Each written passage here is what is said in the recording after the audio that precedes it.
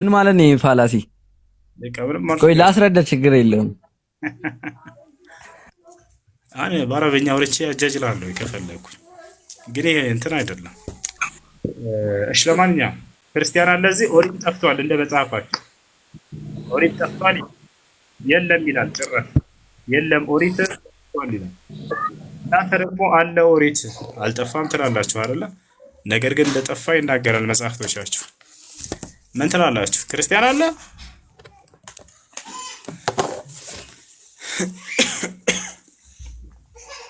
አይ السلام عليكم ورحمة الله وبركاته. أهلا السمع لله.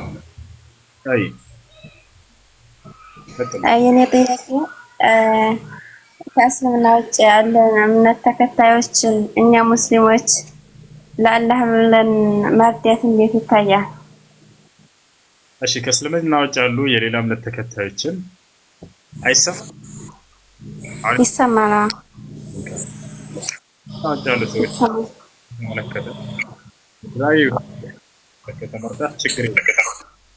ያ ችግር የለውም። ነገር ግን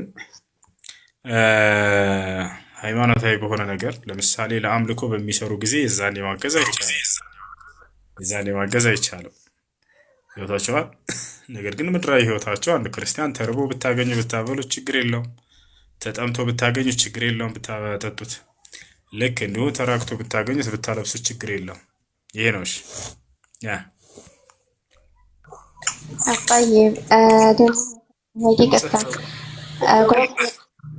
አሁን ይሰማል? አዎ ይሰማል። ጓደኛዬ ጋር ደግሞ ስንሰግድ ማለት ነው የአስር ሰላት ስንት ነው ተባብለን ነበር። የአስር ሰላት ረካ ስንት ነው? ይቅርታ አስር ሰላት ስንት ረካ ነው? አይዋ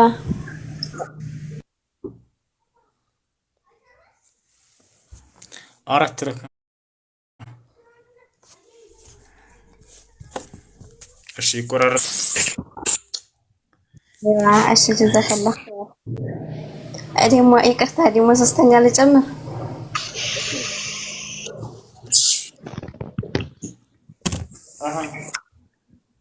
ሶስተኛ ጥያቄ ደግሞ ከሱቢህ ሶላት በፊት የሚሰግድ አለ አለች። ይሰግዳል እንዴ? እንትን ነው ሱቢህስ? የሁሉም ሶላት ናቸው ያኔ ከአስር ውጭ። እሺ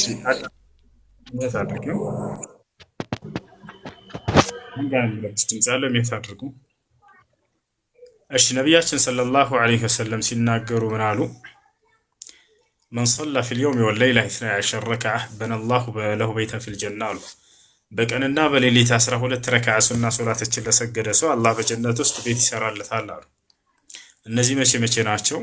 ከሱብሒ በፊት 2 ረክዓ፣ ከዙሁር በፊት 4 ረክዓ፣ ከዙሁር በኋላ 2 ረክዓ፣ ከመግሪብ በኋላ 2 ረክዓ፣ ከዒሻ በኋላ 2 ረክዓ። ትቆራርጣለህ። እውነታቸው ነው። ይሰማል። እሺ ጀዛከላህ ኸይር። شكرا አመሰግናለሁ። አስጨርሳለሁ። ጀዛከላህ። እሺ ሌላ ጥያቄ አለስ? ሰላም አለይኩም ኡስታዝ። ሰላም ወራህመቱላህ። እንትን የኔ ጥያቄ መስታወት ፊት ለፊት መስገድ ይቻላል እንዴ?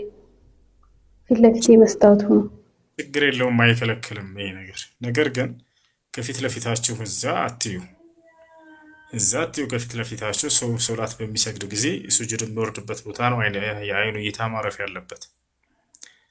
እዚያ ተህያቱን በምትመጣጣችሁ ላይ ታያላችሁ።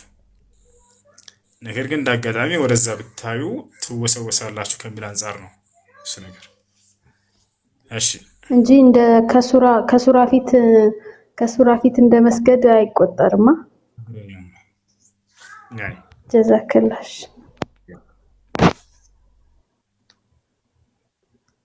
ሰላም እንዴት ነው? ሰላም ደህና ብዙ አንድ ጥያቄ ነበረኝ። እኔ ንግግር ብዙም አልችልም፣ ግን አንተስ እያስተካከል ይህን ጥያቄ በባለፈው ከፎይ ጋር ስትወያዩ ያኔ አልተገለጸም ምናምን ስትል ሰምቼ ነው። እንዴት ነው እሱ ልታስረዳኝ ትችላለህ? ነቢያቶች ለምሳሌ ራሱ ነበር የውይይቱ ነቢያቶች የሰበኩት አምላክ ማንን ነው? ወይ አምላክ አይደለም፣ ያ ሳይሆን አላህ አምላከ ሚት ለምን አደረግሻት? ምን ነሽ ነው አትመውትኝ እንጂ ልጠይቅ አይደል እንደምታስገቡኝ? አድግነሽ ትበላለባት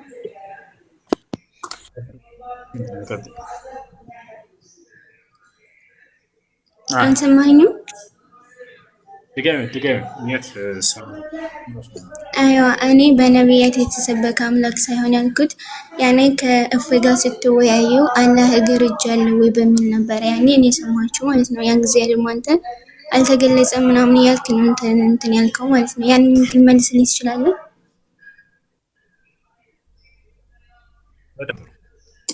ምን ጠይቁ ነበር? ለምሳሌ አልተገለጸም መልስልህ ታስታውሻለሽ ወይንስ ትላስታውስ? አረ አላህ እጅ አለው ወይ ምናምን ሲል ነው አልተገለጸም እያልክ የመለስክለት።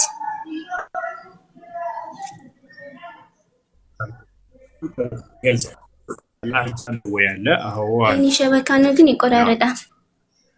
ስንት እጅ አለ? እጅ አረ ትቆራረጣለህ። አይሰማሽ?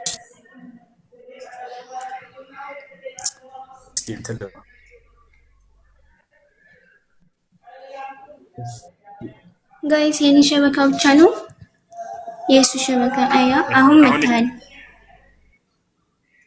በጣም ጥሩ። አሁን ከተሰማ እጅ አለው ሲል አልተገለጸም ብለዋል ያልሽው እሱ ስህተት ነው። እሺ አላህ እጅ አለው ወይ ብሎ ሲጠይቅ በመጀመሪያ አካል ሲባል ጊዜ ለሁለት ይከፈላል። ልጆች እንተረጉ። አካል ሲባል አንድ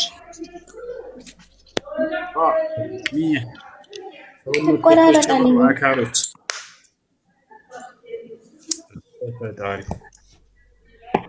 አይሰማም? አሁን ትሰማኛለህ? ቪዲዮውን አጥፋውና ወይ ትንሽ ደቂቃ ቪዲዮውን አጥፋው እስቲ። አሁን ይሰማል? ይሰማል? ይሰማል። እሺ አሁን ከተሰማ እንቀጥል። አካል ሲባል በመጀመሪያ ለሁለት ይከፈላል። ይሄ ልታውቁ ይገባል። አንደኛ አልአዕضاء الجسمية الجسدية የሰውነት ክፍሎች። እነዚህ የሰውነት ክፍሎች የምናውቃቸው በሰዎች ላይ ያሉ የሰውነት ክፍሎች እነሱ በአላህ ስብሐነሁ ወተዓላ ላይ አሉ ወይ ላይ የሉም። ሁለተኛ እኔ የሚል ማንነት ያለው እርሱ አካል ይባላል። ነገር ግን ከመጀመሪያው ጋር የሚገናኝ አይደለም በፍጹም።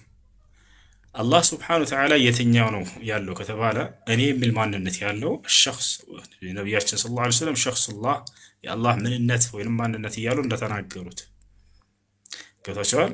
የሰውነት ክፍሎች እነዚህ ጅስም አሉት ወይ አላህ ስብሐነሁ ወተዓላ ላ የሉትም። እርሱ እነዚህ የፍጥረታት ባህሪያቶችና መገለጫዎቻቸው ናቸው። ገብታችኋል። ሁለተኛው ደግሞ እኔ የሚል ማንነት ያለው አላህ ስብሐነሁ ወተዓላ ይሄ ሁለተኛው ነው ያለው። አላህ ጅስም አለው የሚል በቁርአንም ሆነ በሐዲስም ላይ የለም። ያ ነው።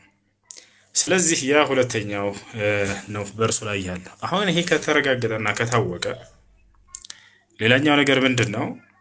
አላህ እጅ አለው ወይ ተብሎ ሲነገር ጊዜ ያ በሰውነት ክፍሎች ላይ ያለው የእጅ አይነት ምናምን አድርጎ የሚያስብ ካለ ተሳስቷል። ገብቶሻል አይደል? እጅ የሚል ሲፋ አለው፣ መገለጫ አለው፣ ዛት አለው። ገብቶሻል አይደል? እኔ ከሚልበት ማንነቱ ምንነቱ መካከል አንደኛው እጅ የሚል መገለጫ ወይንም ሲፋ አለው። اليد صفة من صفات الله سبحانه وتعالى التي ثبتت في الكتاب والسنة. الله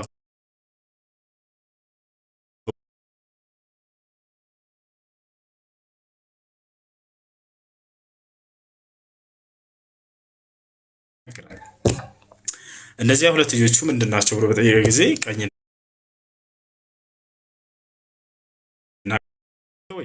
ሁለቱም ቀኝ ናቸው የሚል ሐዲስ አለ። ምን ለማለት ነው ግን? ለመሆኑ ሁለቱም ቀኝ ናቸው ግራ የለውም ለማለት ነው?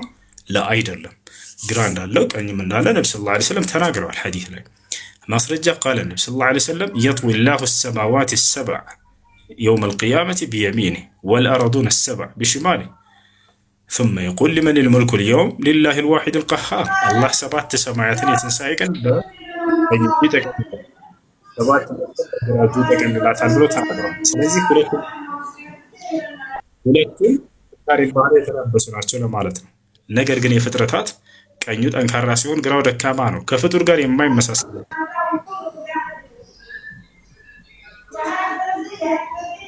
ሰላም አለይኩም ወአለይኩም ሰላም ይሰማል። እንትን ቪዲዮውን አጥፈውና እንትን በል ቪዲዮውን አጥፈውና እንትን በል እንደሱ የማያስቸግር አይመስለኝ። መርሐባ አሁን ይሰማሻል? አዎ አሪፍ ነው። እንቀጥል። መልካም አረጋግጭልኝ። ይሰማሻል ክርስቲያኗ ልጅ? ይሰማል። በጣም ጥሩ። ስለዚህ እንደዚያ ከሆነ እጅ ብሎ በጠየቀ ጊዜ ኮሜንት ላይ ክርስቲያን ናት ለምትሉት አዎ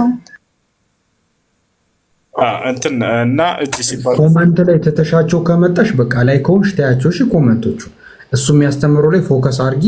ያጀማ ታብታቡን 1 ሚሊዮን እናስገባው። ኮፒ ሊንክም አድርጉ። እሺ ጥራት እንዲኖር ቀጥሉስ። አይሽ እና እጅ ያለው ሲል አልተገለጸም ያልከው ያልኩት ስህተት ነው። እሱ እጅ ያለው ተብሎ በተጠየቀ ጊዜ አዎ እጅ ያለው ከፍጥረታት ጋር የማይመሳሰል እጅ ተብሎ ተገልጿል። ያ ነው። ነገር ግን አልተገለጸም ያልሽው እሱ ላይ ለምሳሌ ጭንቅላት አለው ወይ አለ። እሺ ከኔ ጋር አለሽ ወይ?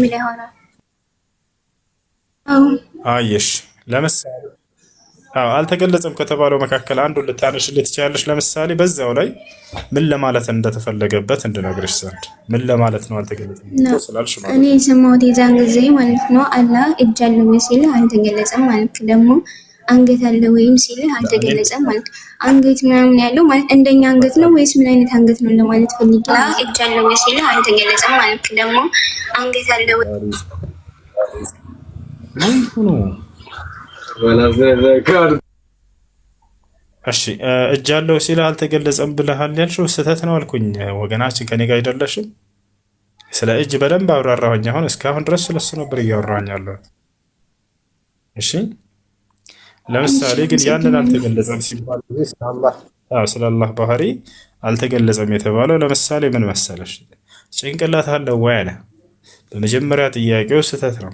ምክንያቱም ይሄ ጥያቄ መጠየቅ የሚኖርበት መቼ ነው? እማመልከው ሰው ነው ብለው ኖሮ እንደሱ እንደ ኢየሱስ ክርስቶስ አው ይዛኔ እኔ ሰው ነው የሚል መገለጫ ኑሮኝ የአምላክ መገለጫ እንደዛ ኑሮት ጭንቅላት አለው ወይ ብሎ ቢጠይቅ ትክክል ገብቶሻል አይደል? ነገር ግን ሰው ያልሆነን አምላክ ጭንቅላት አለው ወይ ብሎ መጠየቅ ስህተት ነው። ስለዚህ ያ ነገር አልተገለጸም ተባለ። አይ ይሄ ነገር በእኛ ጋር ተገልጿል ብሎ እዛው ቢሟገት አደንቀው ነበር። ግን አላደረጋትም። እሷን የኔ አምላክ ጭንቅላት አለው ብሎ ቢናገር ወረበል ካባ ጨበጨብለት ነበር፣ ጀግና አለው ነበር።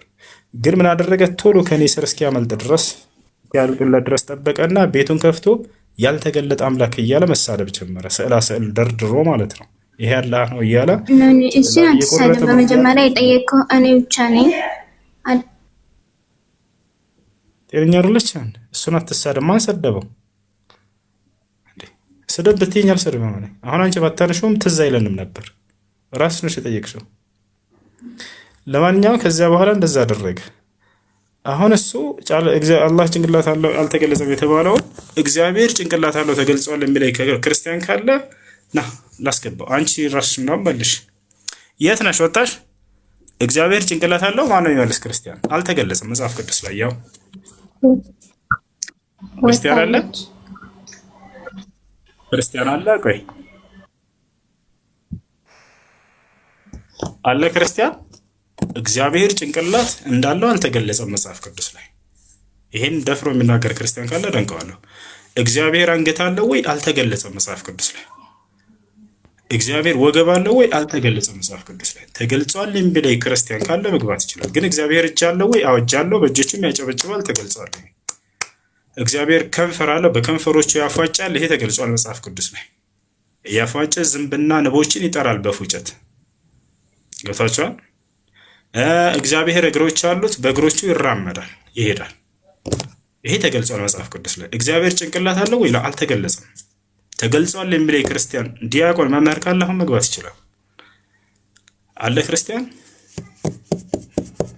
አለ 1 ቁጥር 3 ቁጥር ይጻፍ ክርስቲያን ካለ። እግዚአብሔር ጫማ አለው? አዎ ጫማ አለው ተገልጿል መጽሐፍ ቅዱስ ላይ። ግን ጫማው ጥቁር ይሁን ቀይ ወይንም ከስክስ ይሁን ምን ይሁን አልተገለጸም። እሱ እንዴ ጥያቄ ነው የፈለጋችሁት? ይሄ ለእናንተ ትልቅ ነገር መስሏችኋል አይደል? የዛኔ ብዬው ነበር ወዲያው ከየኔ ተራ ሲደርስ እኔ እንዳንተ እግዚአብሔር አፍንጫ አለው ወይ ብያውን መጠየቅ እችል ነበር። ግን ይህ ጅላጅል ጥያቄ ነው። የሚጠቅም ጥያቄ የማትመልሳቸውን መሰረታዊ የክርስትና ጥያቄ ልጠይቀህ ብዬው ሊመልሳቸው አልቻለም።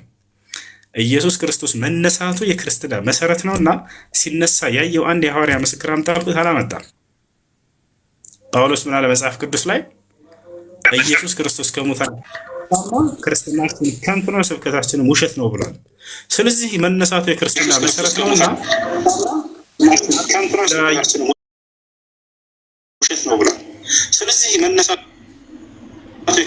ስለዚህ ያየው አንድ ሐዋርያ አምጣ ወፍ አየ ነው።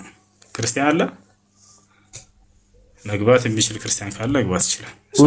እሱ ሰላም ነው። ሰላም እንዴት ነህ? አለን። እኔስ እንትን ጥያቄ ነበረኝ። የሆነ ተቁራን ላይ ታወጣልኛለህ? ተቁራን አይደለም መሰለኝ ቁራን ላይ ነው እንትን ይሄ በቂያማ ቀን የሚገለጠውን አላህ የሚገለጠው። እሺ አንዴ ጀምርናታለች እሷን ጨርስ። ክርስቲያን አይደለ? አዎ እግዚአብሔር ጭንቅላት አለው የሚላል ጥቅስ አለ መጽሐፍ ቅዱስ ላይ? አይ እኔ ብዙም እንትኑ እሱን ብዙም ስለማላውቅ አምላክን አታውቀውም? የሚመለከውን አምላክ መጽሐፍ ቅዱስ ላይ? አይ ያው ዲፕሊያ እንትን መጽሐፍ ቅዱስን አላየሁትማ።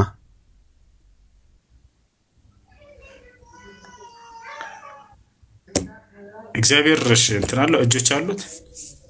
ይሄንን ማታውቀው? አይ መጽሐፍ ቅዱስን አላየሁትም። እግዚአብሔር እጆች አሉት ያጨበጭባል ቢባል ምን ትላለህ? በእጆቹ ተቀበላለህ? አይ የማላውቀውን ተምመልስ አውቄ በመልስ አይሻልም?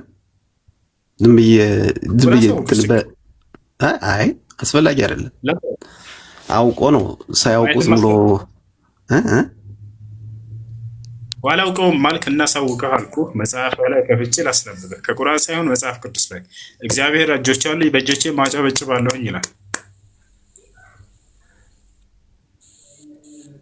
አላውቅም። ምክንያቱም የማላውቀውን ነገር ውስጥ ገብቼ እንትን ማለት አልችልም። ላሳየሽ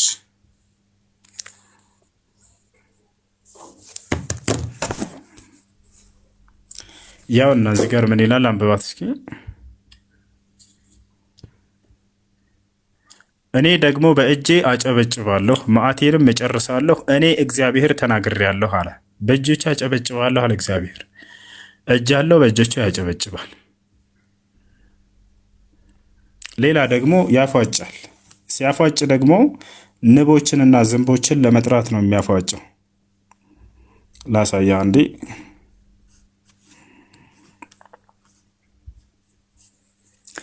ቁጥር 18 ከ17 ጀምረን ከ18 ጀምረን እናንብበው።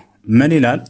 በዚያም ቀን እንዲህ ይሆናል፣ እግዚአብሔር በግብፅ ወንዝ ዳርቻ ያለውን ዝንብ፣ በአሦር አገር ያለውን ንብ በፉጨት ይጠራል። እግዚአብሔር ንቦችንና ዝንቦችን በፉጨት ይጠራል። ሌላ ደግሞ ምላጭ ይከራያል፣ ፀጉሩንም ይላጫል፣ ፀጉሩንም ይበላዋል። ላሳያ አንዴ።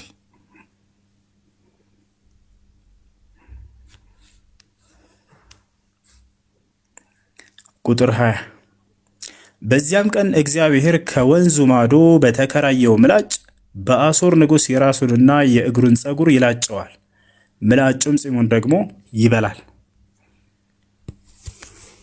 ምላጭ ተከራይቶ ይላጫል ፂሙን። ምን ትላለህ? ይሄ ብቻ አይደለም፣ እንደ ሰካራም ሰው ሆኖ ይነሳል እግዚአብሔር ይላል። እንደ ሰካራም ሰው እየተወላገደ ይነሳል እግዚአብሔር ይላል። ይሄ እንትን ነው። ምን መሰለህ?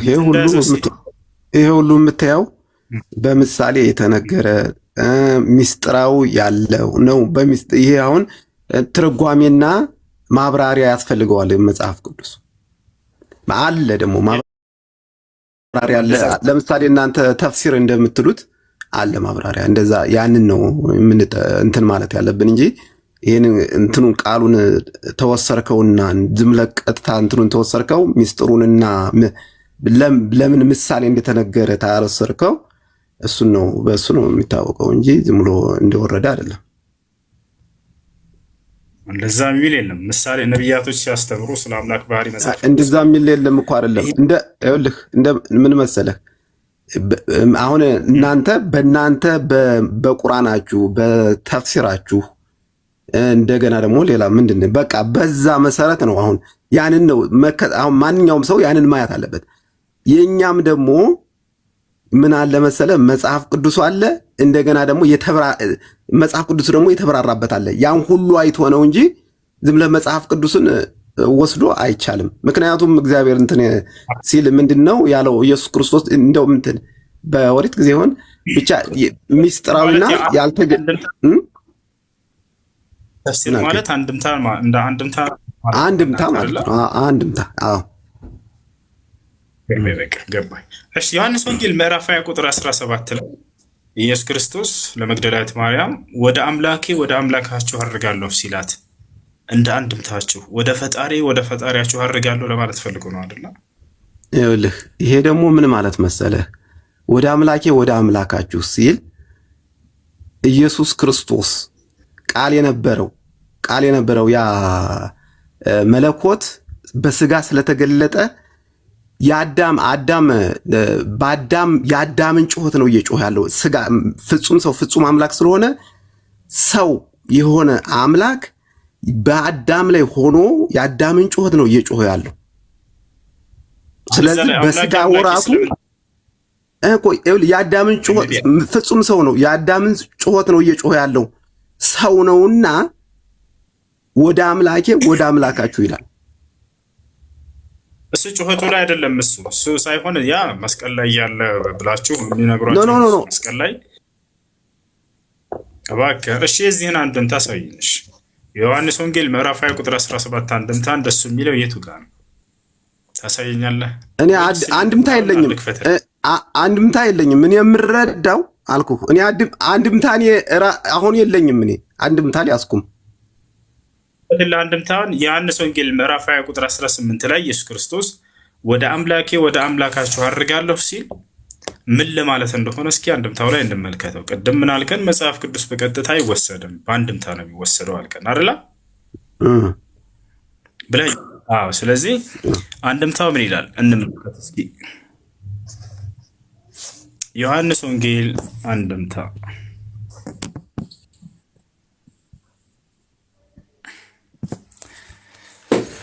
ያውና የዮሐንስ ወንጌል አንድምታና ትርጓሜ ይላል አይደለ? የምቢም የተናሳ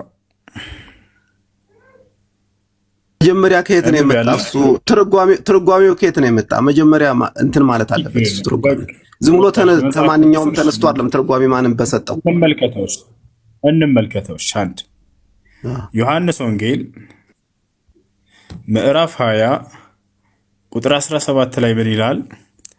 ኢየሱስም ገና ወደ አባቴ አላረኩምና አትንኪኝ፣ ነገር ግን ወደ ወንድሞቼ ሂደሽ እኔ ወደ አባቴና ወደ አባታችሁ ወደ አምላኬ እና ወደ አምላካችሁ አድርጋለሁ ብለዋል ብለሽ ንገሪያቸው አላት ይላል። የዚህ አንድምታ ምንድን ነው? የዮሐንስ ወንጌል አንድምታ ትርጓሜ ወደ ወንድሞቼ ሂደሽ ወደ አባቴና ወደ አባታችሁ ወደ ፈጣሪያችሁ አድርጋለሁ ብለዋል ብለሽ ንገሪያቸው ማለት ነው ይላል። ኢየሱስ ክርስቶስ ስለዚህ አምላክ አለው ፈጣሪ አለው ማለት ነው። የበቢ ነገርኩህ እኮ አልሰማኝም፣ አላስተዋልከውም እንጂ ኢየሱስ ክርስቶስ አስቀድሞ ቃል የነበረው ያ መለኮት በስጋ ሲገለጥ የአዳምን ጩኸት ነው እየጮኸ ያለው። ራሱ ፍጹም ሰው ስለሆነ የሰው ሁሉ ጩኸት እየጮኸ ራሱ ነው ያለው። በስጋ ዘመኑ ነው እየተናገረ ያለው ነው የምልህ። የአዳምን ጩኸት እየጮኸ ነው ብሏል ኢየሱስ እንዴ? ለምን የመጣው? ይኸውልህ አንተ ሳይሆን እንደ ክርስትና አስተምሮ ኢየሱስ ክርስቶስ ለምን የመጣው? ኢየሱስ ክርስቶስ አዳምን አያውቀውም ሲጀምር። አዳም የሚል ቃል አንድ ይኸውልህ እንደ ክርስትና አስተምሮ ነው እኔ ያልኩህ። እኔ ስላንተ አስተሳሰብ አይደለም ያልኩህ። እንደ ክርስትና አስተምሮ ቆይ እንደ ክርስትና አስተምሮ አዳምጠኝ እንጂ እኔም እያወራሁ ያለሁት እንደ ክርስትና አስተምሮ። እሺ ቀጥል። እንደ ክርስትና አስተምህሮ ኢየሱስ ክርስቶስ አይደለም በአዳም ላይ ያለውን ኃጢአትና በእርሱ ምክንያት የወረሳቸውን ኃጢአት ሊያስተሰርይላችሁ መጣሁ ሊል ቀርቶ አዳም የሚል ስም አላነሳም። የአዳምንም ኃጢአት አላነሳም። በዚያ ምክንያት በሰዎች ላይም ኃጢአት ተላልፏል የሚለው እንዳለ ይሄ ጳውሎስ ትምህርት ነው። ከክርስቶስ በኋላ መጥቶ ራሱን ሐዋርያ አድርጎ አስነስቶ የክርስቶስን ትምህርት ያልሆነን አዲስ ትምህርት ያስተማራቸው እሱ ነው። ኢየሱስ ክርስቶስ አንድ ቦታ ላይ አዳም ብሎ ስሙን ራሱ አላነሳም፣ አያውቀውም። አዳም የሰራውንም ኃጢአት አላነሳም፣ አያውቀውም። በአዳም በሰራው ኃጢአት ምክንያት ኃጢአት ተላልፏልም አላለም።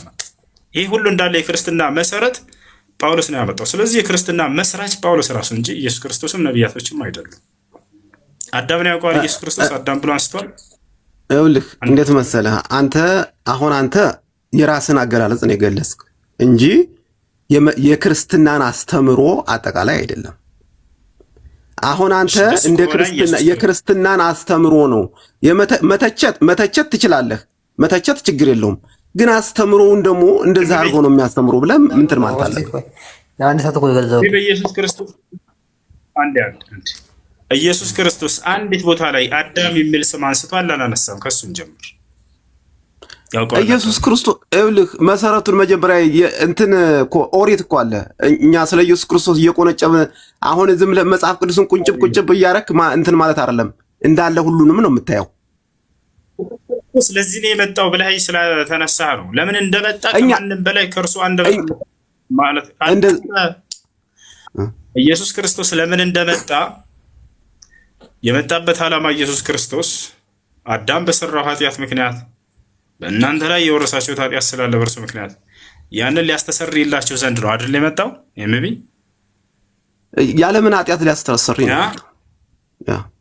በጣም ጥሩ። ስለዚህ አዳም የሚለውን ስሙን አንስቷል ወይ? የሰራውን ኃጢአት አንስቷል ወይ?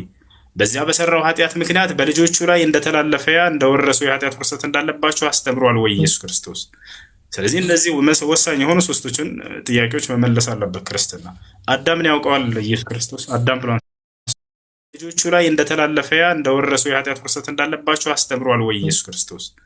ስለዚህ እነዚህ ወሳኝ የሆኑ ሶስቶችን ጥያቄዎች መመለስ አለበት ክርስትና። አዳምን ያውቀዋል ኢየሱስ ክርስቶስ? አዳም ብሎ የአዳምን ኃጢአት አንስቶ ኢየሱስ ክርስቶስ ተናግሯል ወይ? ወፍ በድጋሚ አንዲት ቦታ ላይ የአዳምን ኃጢአት አላነሳም፣ አያውቃትም።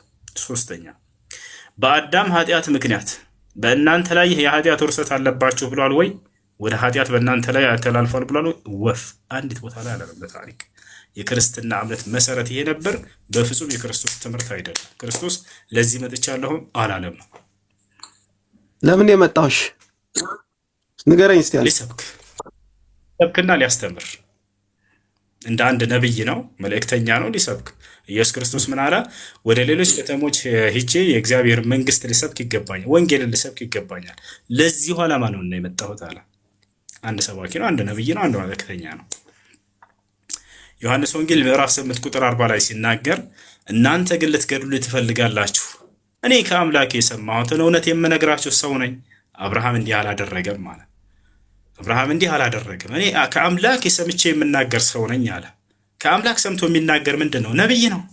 ገብቷችኋል? እሺ ልጠይቅህ እስቲ እዚህ ላይ ልጠይቅህ። እንግዲህ የኢየሱስ ክርስቶስን አስተምሮ እንትን ታልክ ከአብርሃም በፊት እኔ ነበርኩ ሲል ምን ማለቱ ነው? አብርሃም ሳይወለድ ነበርኩ አለ እያወራ ያለው ስለ ቀን እንጂ ስለ ራሱ አይደለም። አብርሃምም ቀኔን ያይዛል። አውጣው እሱን። እሺ እሱን ፓርት አውጣው እስቲ፣ አውጣው በል እስቲ፣ አውጣው እሱን አውጣውና ስለ ቀኑ ነው እያወራ ያለው አይደል? ግድ አውጣና ነው። እንዴት አመሻችሁ? ሰላም አመሻችሁ? አውጣውና ነው። እንዴት አመሻችሁ? አላመሸንም፣ ገና ነው። አንድ ሜት አድርገው። እሺ እያወራ ያለው ስለ ቀኑ ነው አይደል? ጥያቄ ምንድን ነው? ስለ አዳም ጥያቄ ምንድን ነው? ስለ አዳም ሰው እያወራ ነው አይደል? አክብረው ጓደኛ። እሺ እያወራ ያለው ስለ ቀኑ ነው ኢየሱስ ክርስቶስ አይደለ? እኔው ግደለም ማየቱ ይቀር እንትን እሱ ማየቱ ጥሩ ነው። እናንበበው። እሺ ላውጣልህ፣ ችግር የለውም። የት ይገኛል ታውቀዋለህ? አይኛል እኔ ብዙም መጽሐፍ ቅዱስ ብዙም አላነብም። የት እንዳላደረገ ያውጣልህ ችግር የለውም። ይኸውልህ ስለ ቀኑ ነው እያወራ ያለው። አብርሃምም ቀኔን ያይ ዘንድ ሐሴት አደረገ ብሎ ነው የሚናገረው ኢየሱስ ክርስቶስ። ስለ ቀኑ ነው። ያ ነው እንም የቱ ጋር መሰለ? ዮሐንስ ወንጌል ምዕራፍ 8 ቁጥር ያው እነዚህ ጋር ከ54 እንጀምረው። ከ54 እንጀምረው ወይ ከየት እንጀምር? ከየት ይጀምራል መሰለ? እኔ ከአብርሃም በፊት አለ የሚለው ያው እነዚህ ጋር ነው ያለው፣ ግን ከየት እንደሚጀምር ላሳየህ። ኢየሱስም መለሰ አለም እኔ ራሴን ባከብር ክብሬ ከንቱ ነው፣ የሚያከብረኝ ከእናንተ አምላካችን የምትሉት አባቴ ነው አለ። እነርሱ አምላካችን የሚሉት ማንን ነው? እግዚአብሔርን። እነሱ አምላካችን የሚሉት ስለዚህ እርሱ አባቴ ነው አለ። የአብን ብቻ ነው ማለት ነው አይደል? ወይንስ የአይሁዶች ስላሴን ነው አምላክ ብለው የሚያምኑት? እስቲ እዛ እንትኑ ላይ እሱን እንድና እዛ ይሄን ወደ ኋላ እናየዋለን።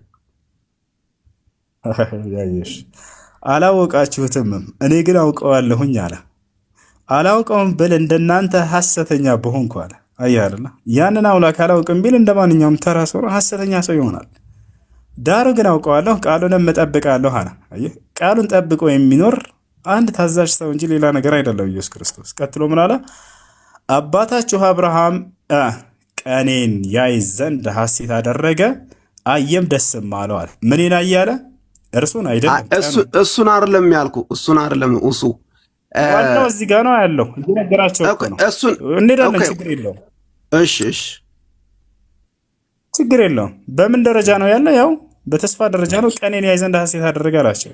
ቀኑ ስለ ቀኑ እንጂ እያወራ ያለው ኢየሱስ ክርስቶስ ስለ ሌላ ነገር አይደለም። አይሁድም ገና 50 ዓመት ያልሞላ ገና 50 ዓመት ያልሆነ አብርሃምን አይተሃልን አሉት። ኢየሱስም በእውነት እውነት እላችኋለሁ አብርሃም ሳይወለድ እኔ ያለሁ አላቸው። ስለዚህ ሊወግሩት ድንጋይ ያነሱ። አዳምጥ እንጂ ረጋ በል፣ ገና ነው፣ ቀስ በል። ስለዚህ ሊወግሩት ድንጋይ ያነሱ። ኢየሱስ ግን ተሰወራቸው፣ ከመቅደስም ወጥቶ ከመካከላቸው አልፎ ሄደ ይላል። እሺ ጥያቄ ምንድን ነው? በዚህ ከአብርሃም ነብይ ነው የተላከ ነብይ ነው ስትል ኢየሱስ ክርስቶስ አስቀድሞ አብርሃም ተመወለዱ በፊት ነበረ አለሁ አለ። በምን ደረጃ? በቃል ወይንም ደግሞ ቃል ወይንም ደግሞ መለኮት ማለት ነው። በአካል የለም ነበር ኢየሱስ ክርስቶስ፣ በአካል የለም። በስጋ የለም፣ በስጋ የለም። ስለዚህ ያ ስጋ ስለዚህ በማንነቱ የለም። ስለዚህ በተስፋ ደረጃ ነው። በማንነት አለ እንጂ በማንነት አለ እኮ በማንነቱ አለ። ማንነቱ ምንድን ነው ንገረን። ማንነቱማ እኔ ባይ ማንነት በጣም እኔ ባይ በጣም እኔ ባይ። ስለዚህ እኔ ባይ ያ ኢየሱስ ክርስቶስ የተባለው አካል እኔ እያለ የሚናገረው ኢየሱስ ነው አይደል? በጣም ጥሩ። የኢየሱስ መጀመሪያ ደግሞ ሉቃስ ወንጌል ምዕራፍ 1 ቁጥር 31 ላይ እነሆ ትጸንሻለሽ፣ ወንድ ልጅንም ትወልጃለሽ፣ ስሙንም ማን ትይዋለሽ አለ? ኢየሱስ ትይዋለሽ አይደል? ኢየሱስ ትይዋለሽ። እዚህ ላይ ልንገርህ፣ ኢየሱስ ክርስቶስ ወይንም ቆይ አዳምጠን። ስለዚህ መልአኩ ገብርኤል መጥቶ ባበሰረባት ጊዜ ነው ያ እኔ የሚለው ኢየሱስ ክርስቶስ መጀመሪያ የሚጀምረው። እዚያ ጋር ነግሯታል። እነሆ ትጸንሻለሽ። የጽንስ መጀመሪያ የት ነው? ሴት ልጅ ማህፀን ውስጥ አይደለ?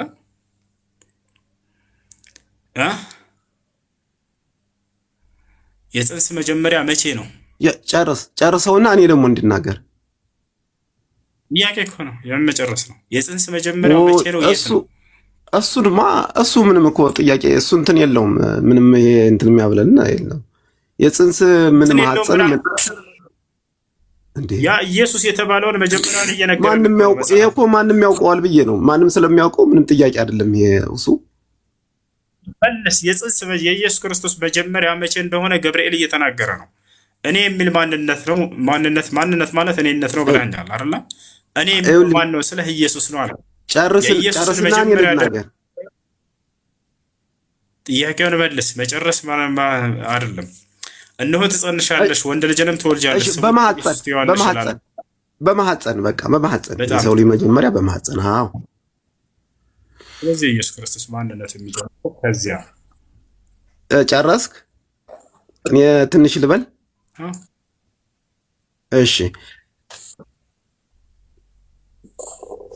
በል ቀጥል። እሺ አይ ወሱ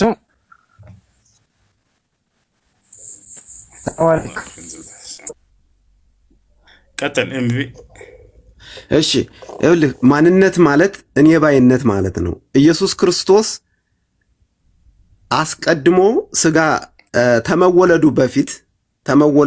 በፊት እኔ ባይነት አለው። እኔ ባይነት አለው ወይም ማንነት አለው። ምን? በቃል በመለኮት ያ መለኮት ያ ቃል በመለኮት አዎ በመለኮት አዳምጥ። ቆይ እሺ። ስለዚህ ያ ስጋው ፍጡር ነው፣ ከጊዜ በኋላ የጀመረ ነው አይደለ? መለኮት የሚባለው ግን ቀድሞ ያለ ነገር ስጋው አዎ ስጋው እሱ የፈጠረው ነው የተዋሃደ። ማን የፈጠረው ስጋው? ኢየሱስ ክርስቶስ ብቻውን የፈጠረው ወይስ ሶስቱም በህብረት? ኖ ኢየሱስ ክርስቶስ ሳይሆን ማለት እንግዲህ ቃል ለማለት ፈልጌ ነው። ይቅርታ ኢየሱስ ክርስቶስ ስጋ ሆነ በኋላ ነው ኢየሱስ ክርስቶስ የተባለ ስም የተሰጠው። እሺ ያን ስጋውን የፈጠረው ራሱ ኢየሱስ ክርስቶስ ነው። የራሱን ስጋ ራሱ ነው የፈጠረው አይደለ? ኖ ቃል ማለት ነው። ቃል ይቅርታ ኢየሱስ ክርስቶስ ነው ያልኩ። ይቅርታ እሱን ቃል የፈጠረ። እሺ ስለዚህ ቃል ነው የፈጠረ። ቃል ደግሞ አብም አይደለም መንፈስ ቅዱስም አይደለም። ቃል ራሱን የቻለ እኔ የሚል ማንነት ያለው ነው አይደል? የእግዚአብሔር ቃል የእግዚአብሔር ቃል እንጂ እግዚአብሔር አይደለም። ራሱ እግዚአብሔር ነው እንጂ። ስለዚህ የእግዚአብሔር ሳይሆን ራሱ እግዚአብሔር ነው። እግዚአብሔር ነው ማለት ነው። በጣም ጥሩ። ስለዚህ ያ ቃል የተባለው እግዚአብሔር ነው የኢየሱስ ክርስቶስን ስጋ የፈጠረው አይደለ ወይ? ኢየሱስ ክርስቶስ ይኸውልህ ዝላይ የምትይዘው የኛን አስተምሮ ነው እንጂ አንተ የምትለውን አይደለም። አንተ የምትለው እንደዚህ ብለህ መከራከር ትችላለህ። ይኸውልህ እኔ ጥያቄ ነው የጠየቅኩህ። አንተ የምትይዘው አንተ የምትለው ልንገርህ፣ ላብራራልህ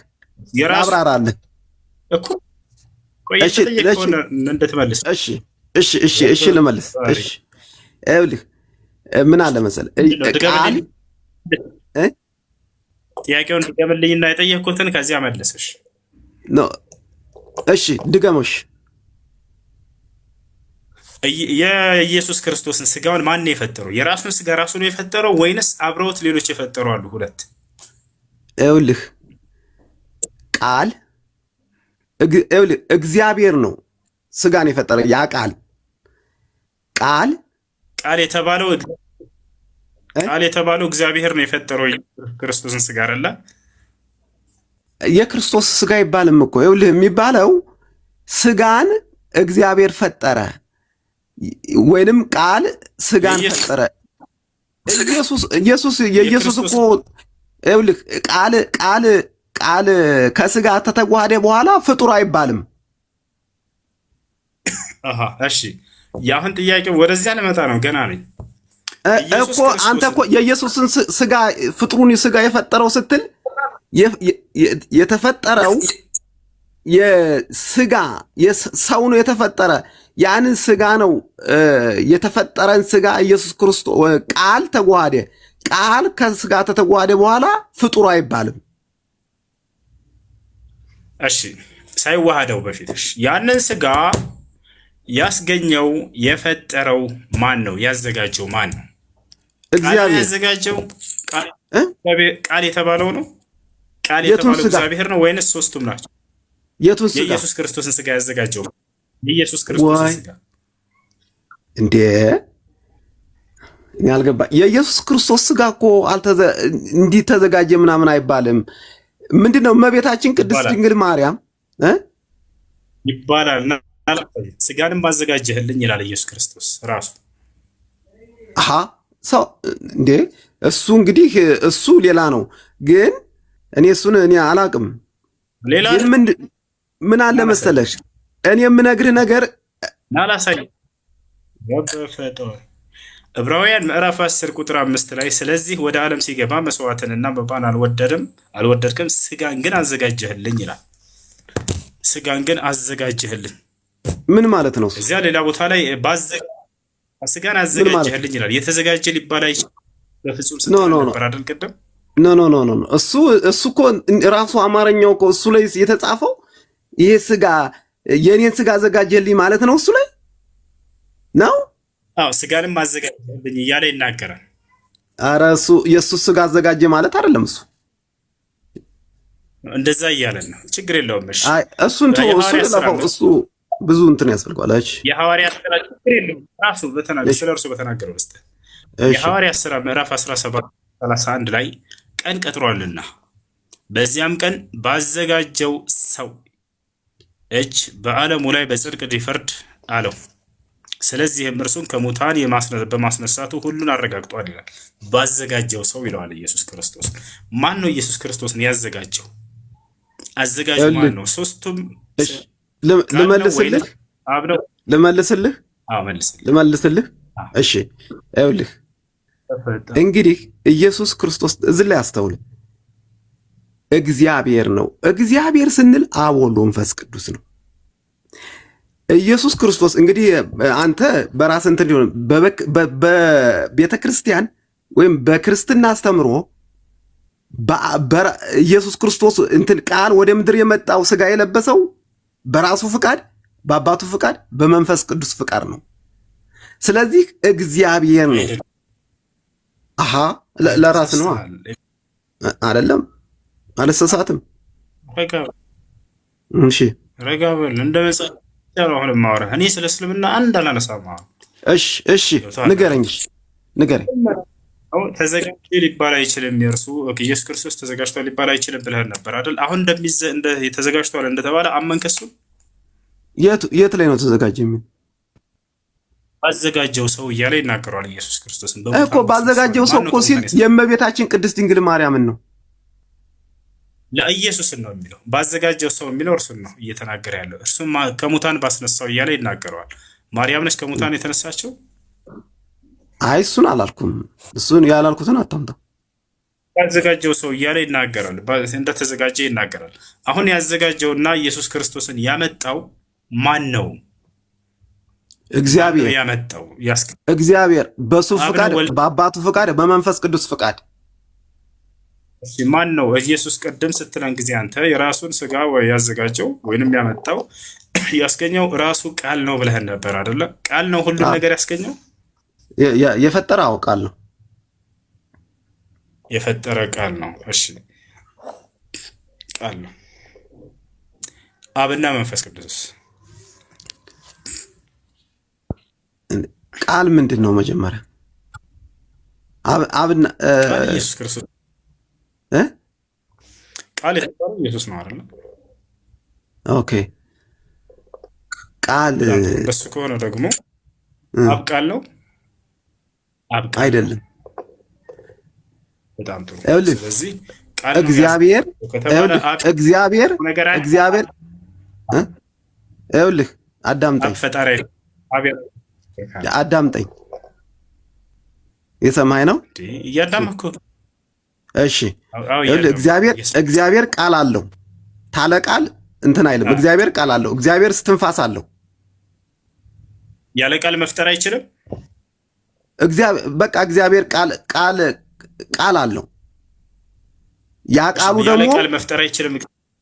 ያ ቃሉ ደግሞ ቆይ እንጂ ረጋ በል። ቃሉ መፍጠር አይችልም። እግዚአብሔር ያለ ቃል መፍጠር አይችልም። በዝምታ ይፈጥራል። በዝምታ ለምሳሌ በዝምታ ሰማይና ምድርን በቃ ዝም ብሎ ሰማይና ምድር ሲፈጥር በዝምታ ነው። በዝምታ ነው። በቃሉ ነው የተፈጠሩት ሰማይና ምድር። እኔ መጽሐፍ ቅዱስም በዝምታ ነው፣ ግን በዝምታ ነው እኔ እስከማውቀው ድረስ ሁን እያለ ነው። በቃሉ ነው የፈጠራቸው። ኦሪት ዘፍጥረት ብርሃን ይሁን አለ እግዚአብሔር ሰማይና ምድር ፈጠረ ነው የሚለው እንጂ ለምሳሌ እንደ ብርሃን ሁን አለ፣ ብርሃንም ሆነ አልሆነም። ስለዚህ በዝምታ ነው የፈጠራቸው ማለት ነው ሰማይና ምድር። የሚለውን ከየት ነው ያገኘው? ጉድ ሀገር በዝምታ ነው እግዚአብሔር በዝምታ ይፈጥራል የሚል ጥቅስ አለ መጀመሪያ መጽሐፍ ቅዱስ ላይ እንዴ? አንተ እንዴት እኔ ጥያቄ ራሱ አልገባኝም። ከውሱ በቃል የፈጠረ አልከኝ። በቃል ሲፈጠር ማለት ምን ማለት ነው? ይገብዳልሽ በቃ አስተካክልልህ። ዮሐንስ ወንጌል ምዕራፍ 1 ላይ ሁሉ በእርሱ ሆነ ይላል አይደል? ከሆነውስ እንኳ አንዳች ያለ እርሱ የሆነ የለም ይላል አይደል? ሁሉ በእርሱ የሆነው ሲል በምንድን ነው የሆነው? በቃል ነው። እግዚአብሔር ቃል በቃል ነው። በጣም በቃል ነው ሁሉ ነገር የሆነው አይደል? ሁሉ ነገር የሆነው ሲል ጊዜ ሁሉ በእርሱ ሆነ፣ ሁሉ በእርሱ ተፈጠረ ለማለት ነው አይደል? ከተፈጠረው እንኳን አንዳች ያለ ቃል የተፈጠረ ማለት አይ ያለ ቃል የተፈጠረ አለ፣ በቃል የተፈጠረ አለ እያልከን ነው አንተ። ደግሞ ከመጽሐፍ ጋር እየተጋጨ ነው። አንደኛ እሱ ነው። ሁለተኛ እሺ ሁሉ በእርሱ ሆነ ሲል ጊዜ ቃል የተባለው ኢየሱስ ክርስቶስ ነው ካላችሁ ቃል ነው የፈጠረው ሁሉን ነገር። ከእርሱ ውጭ ማንም ከቃል ውጭ የፈጠረ የለም። የምብይ እሱ ዮሐንስ ወንጌል ያልክ እሱ በቃ እኮ በቃ ተቃል ውጭ የለም። ሁሉ በእርሱ ሆነ ስላለ እንደሱ ከሆነ አብና መንፈስ ቅዱስ ደግሞ አልፈጠሩም ማለት ነው። ከጨዋታ ውጭ ሆኑ አይደለማ። ምንድነው አብና መንፈስ ቅዱስ ብለህ ንገረኛ፣ ጠይቀኛ። ደግሞ እሱን ምንድነው አትልም? ሁሉ በእርሱ ሆነ ሲል ሁሉ በእርሱ በቃል ነው የተፈጠረው። የእግዚአብሔር ቃል እኮ ነው። የእግዚአብሔር ቃል ነው። እግዚአብሔር ማንነት አለው ራሱን እኔ የሚል ማንነት አለው ራሱን የቻለ ብለህናል ቅድም። ቃሉ እኔ የሚል ማንነት ሻዳም ተረጋበል እንጂ እሺ ቃል እኔ የሚል ማንነት አለው፣ የራሱ የሆነ ማንነት አልከን። አብ ራሱን የቻለ እኔ የሚል ማንነት አለው። መንፈስ ቅዱስ ራሱን የቻለ እኔ የሚል ማንነት አለው። ስለዚህ ያ እኔ የሚል ማንነት ያለው የቻለው ቃል ነው ሁሉን የፈጠረው ከተባለ እነዚያ ሁለቱ አብና መንፈስ ቅዱስ የፈጠሩት ነገር የለም፣ አምላክ አይደሉም ማለት ነው። ኖ እሱ አይደለም። ይኸውልህ አዳምጠኝ። እግዚአብሔር የሚለው እግዚአብሔር ያለ ቃል የለም፣ ያለ እስትንፋስ የለም። ስለዚህ ቃል የእግዚአብሔር ቃል ነው፣ መንፈስ ቅዱስ የእግዚአብሔር እስትንፋስ ነው። ስለዚህ ኢየሱስ ክርስቶስ የእግዚአብሔር ቃል ነው። ምድር ላይ ሲወርድ ጊዜ ኢየሱስ ክርስቶስ ያ ቃል ስጋ ለብሶ ሲወርድ ጊዜ እግዚአብሔር ቃል የለውም ነበር ማለት ነው። የእግዚአብሔር ቃል ከሆነ ያ ኢየሱስ ክርስቶስ ምድር ላይ ስጋ ለብሶ በወረደ ጊዜ ቃል እግዚአብሔር ቃል የለውም ነበር ማለት ነው። አብ እንትን ይኸውልህ ምን አለ መሰለህ፣ ቃል ከእግዚአብሔር ለትንሽ ሆን ተለይቶ አይኖርም። ምድር ላይ ስጋ ለብሶ እስትንፋስም እንዲሁ ተለያይተው አይኖሩም። አንድ ነው። ቃልም ስጋ ሆነ አለ። ቃልም ስጋ ሆነ ይላል አይደል ዮሐንስ ወንጌል እኮ። በዚህ እያለ በሰማይም አለ። የትም ቦታ የሞላ ነው። በሁሉም የሞላ ነው። እዚህ ያዳምጥ፣ በሁሉም የሞላ ነው። ያ ቃል ስጋ እኮ አዳምጥ። ከተናገርክ በኋላ አዳምጥ። የምቤት ያ እዚህ ጋር ስጋ ሆኖ ስጋ ለብሶ የመጣው ቃል ኢየሱስ ክርስቶስ የእግዚአብሔር ቃል ነው ካል ከእርሱ ደግሞ ስጋ ለብሶ መጥቷል ምድር ላይ። በሁሉም የመላ ነው። ስለዚህ ከአብ ጋር በሁሉም የመላ ነው። እሺ አዳምጥ፣ እስኪጨርስ ረጋ በለህ። እንደሱ ከሆነ በሁሉም የሞላ ከሆነ ቃል ራሱን የቻለ አምላክነት አለው፣ አብ ራሱን የቻለ አምላክነት አለው፣ መንፈስ ቅዱስ ራሱን የቻለ አምላክነት አለው። ሁሉም በሁሉም የሞሉ ናቸው አይደለ? እየነገርኩህ እኮ ነው። ቃሉ የእግዚአብሔር ቃል ነው። እግዚአብሔር የእግዚአብሔር ቃል ነው። እግዚአብሔር ተቃሉ ተለይቶ አያውቅም። ቃሉ ከእግዚአብሔር ተለይቶ አያውቅም። በጣም ጥሩ። እንደሱ ከሆነ ቃልም ስጋ ሆነ ሲል ጊዜ ምድር ላይ ኢየሱስ ክርስቶስ ሲመጣ ጊዜ አብም መንፈስ ቅዱስም አልተለዩም፣ አብረው ናቸው ማለት ነው ቃል ጋር አይደል? በተለየ አካሉ አላ በተለየ አካሉ እንትን አላ። ስለዚህ አብረውታሉ ወይንስ የሉም? እንዴት አድርጎ በተለየ አካሉ ነው ያለዋ። እሱ ስጋ ለብሶ ነው ያለ። መለኮት በውስጡ አለ አይደለ? ስጋው ላይ ተዋህዶታል አብሮ ያ መለኮት አይደለ? ያ መለኮት የወልድም የመንፈስ ቅዱስም መለኮት ነው አብሮት ያለው አይደለ? ወይንስ የራሱ ብቻ መለኮት ነው ያለው? ኢየሱስ ክርስቶስ ምድር ላይ ሲንቀሳቀስ አንድ መለኮት ነው ያለ። በጣም ጥሩ አንድ መለኮት። ስለዚህ ያ አንድ መለኮት የአብም የወልድም የመንፈስ ቅዱስም እዛው ኢየሱስ ውስጥ አለ አይደል? የዛም የዛም ሳትለው አንድ መለኮት ነው። የሆነ አትቆጥርለት፣ አንድ መለኮት ነው። አንድ መለኮት። በጣም ጥሩ። እንደዚያ ከሆነ ምድር ላይ በጥፊ ሲመታ ጊዜ ኢየሱስ ክርስቶስ አብሮት መለኮት ሲመታ ነበር አይደል? የአብም የወልድም የመንፈስ ቅዱስም መለኮት አብሮ ሲመታ ነበር።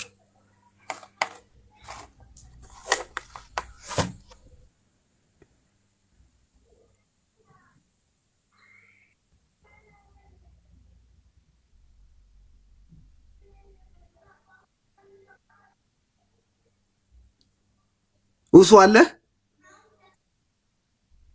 አለው እየጠበኩ ነው ማለት እኖ ምን ሆነ? እኔ ደግሞ ያዘህ ብዬ እኮ ነው።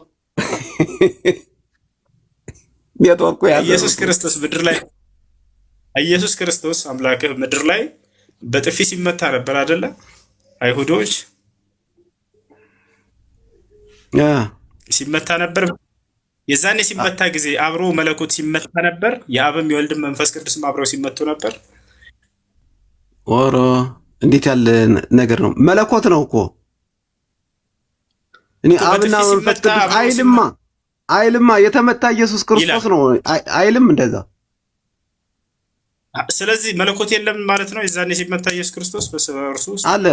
መለኮት ስጋና መለኮት ተለያይተው አያውቅም፣ አይለያይም። ስለዚህ እንደዚያ ከሆነ መንፈስ ቅዱስ በእርሱ ውስጥ ያለው መለኮት ደግሞ የብቻው ሳይሆን የአብም የወልድም የመንፈስ ቅዱስ ሶስቱም ናቸው አይደለ?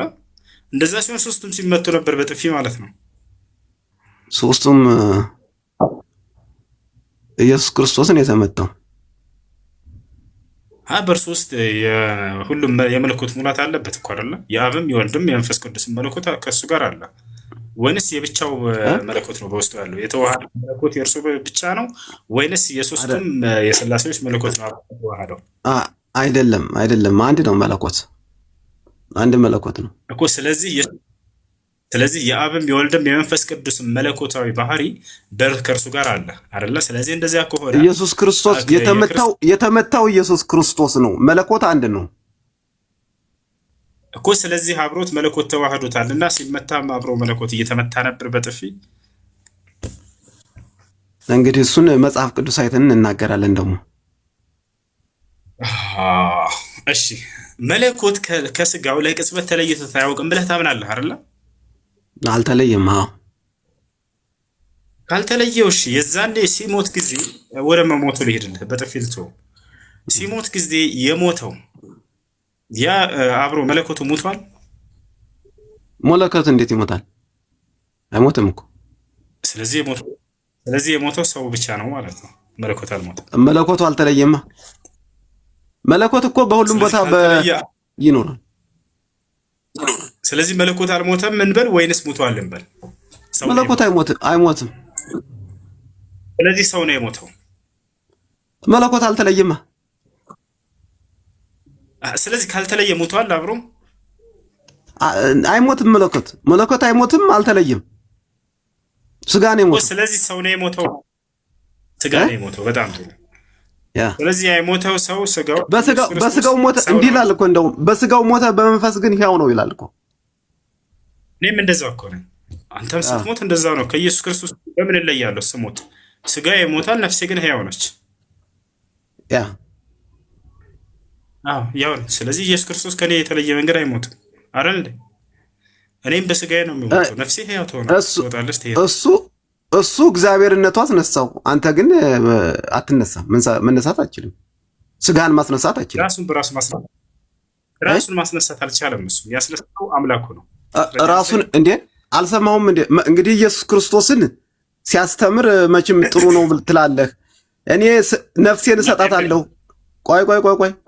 ቆይ ነፍሴን እሰጣታለሁ፣ ከኔ ላይ አንድም አይወስዳትም፣ እኔው አስነሳታለሁ ይላል እኮ ራሱ ሲያስተምር። ራሱን አላስነሳም። ጥቅስ ስጠኝ። ራሱን ያስነሳል። ዮሐንስ ወንጌል ላይ እኔ ብያለሁ። መጽሐፍ ቅዱስን አላነበብኩም ብዙም፣ ግን እንትን ሲሉ ሰምቻለሁና ምንድነው ነፍሴን አሳልፌ እሰጣለሁ፣ በፍቃዴ እሰጣለሁ ይላል። እኔው አስነሳታለሁ ይላል። እሺ አብ ነው ያስነሳው አይደለም። እግዚአብሔር ነው ያስነሳው። እግዚአብሔር አብ ወይንስ ሥላሴ ነው ያስነሳው? ወይንስ ራሱን እግዚአብሔር የሚለው እግዚአብሔር ነው ያስነሳው አይደለም። አብ ነው አይደለም። እግዚአብሔር አብ እግዚአብሔር እኮ ነገሩ እግዚአብሔር ማለት አብ ወልድ መንፈስ ቅዱስ ነው። በራሱ ኃይል በአባቱ በመንፈስ ቅዱስ ኃይል ነው የተነሳው አይደለም። አብ ብቻ ነው ያስነሳው አይደለም። አብ ነው ያስነሳው። ሌላ ያስነሳው ያለ የለም። አባቱ አስነሳው። አባቱ ነው እግዚአብሔር አስነሳው ነው የሚለው። እግዚአብሔር አስነሳው ነው የሚል። አብ ነው ያስነሳው እግዚአብሔር አስነሳው ነው የሚል። አብ ነው ያስነሳው። እግዚአብሔር አብ አስነሳው ቢልም ደግሞ አንድ ነገር አለ ደግሞ እነግርሃለሁ። ላሳይህና አብ ነው ያስነሳው። እግዚአብሔር የሚለው የሥላሴ መጠሪያ ነው አይደል? እግዚአብሔር አብ ነው ያስነሳው ናት ማለት ገላትያ ምዕራፍ 1 ቁጥር 1 ያው ምን ይላል? በኢየሱስ ክርስቶስ ከሙታን ባስነሳው በእግዚአብሔር አብ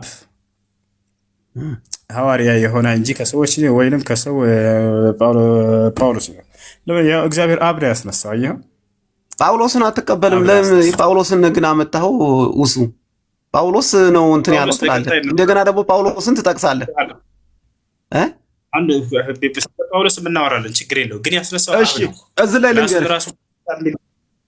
ልንገርህ አሁን አብ እንዳስነሳው አመን ልንገርህ እዚህ ላይ ሆሬጋ በላ እንዴ አንዳንድ ነጥብ እየጨረስን ያን እያጠናቀቀ እንድንሄድ አሁን በነሰረው ነጥብ ላይ አብ እንዳስነሳው አመንክ። አሁን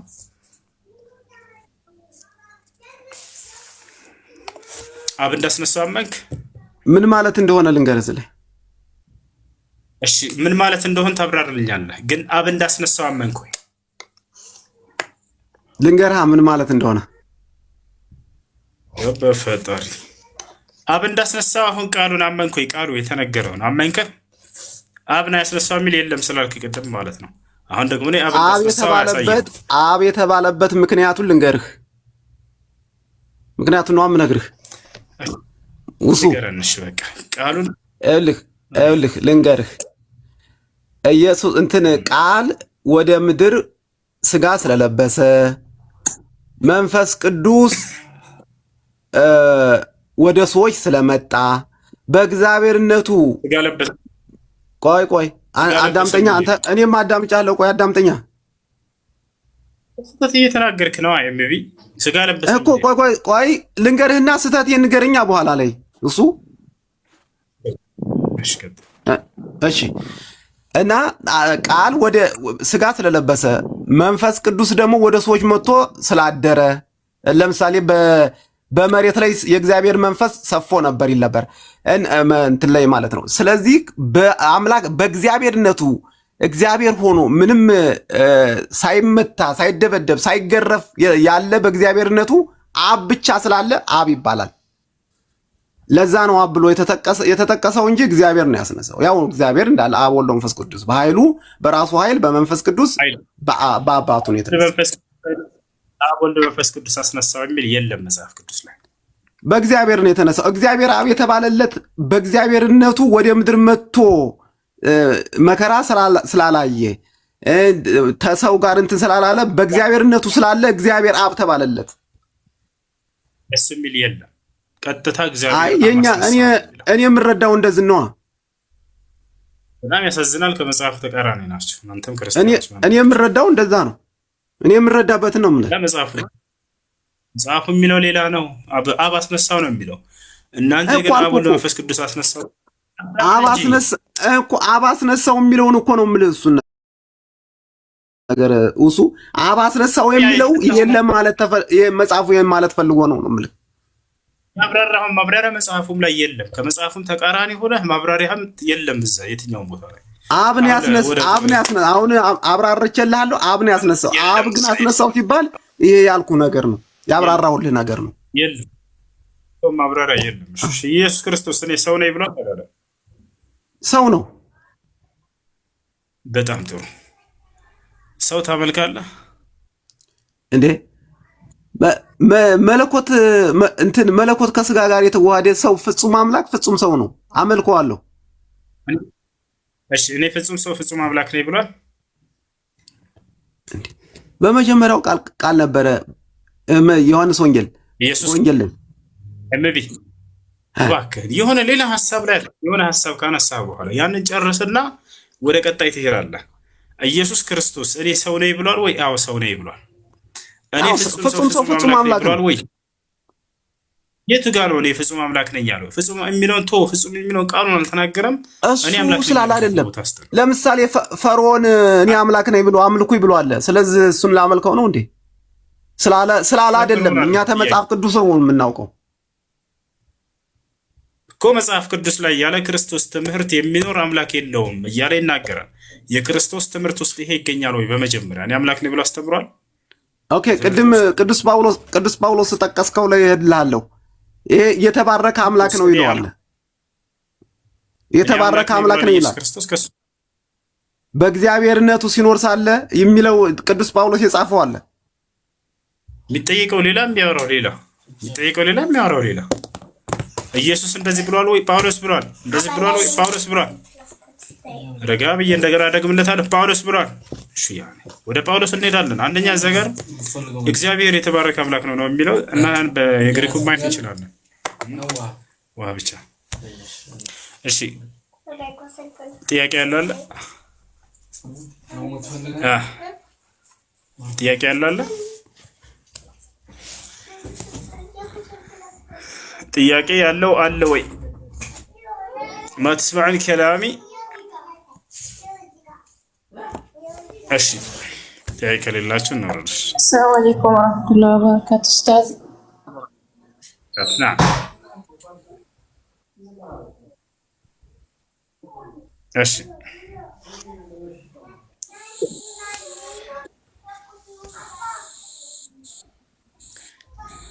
እሺ አድሚና ለዚህ ቤት